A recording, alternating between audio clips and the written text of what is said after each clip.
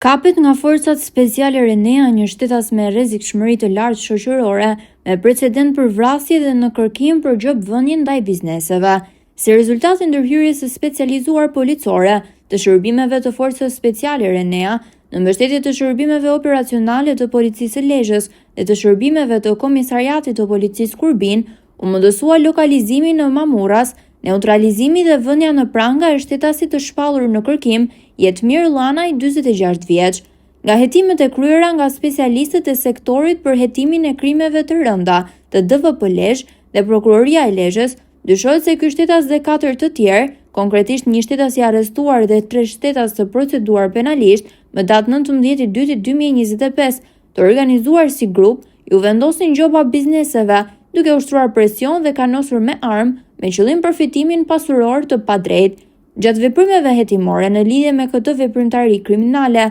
këtyre shtetasve ju sekuestruan një armë gjahu, municion luftarak dhe 2 automjete të blinduara, të cilat përdoreshin për të kryer veprimtarin kriminale të shtrëngimit me anë të kanosjes për dhënie pasurie.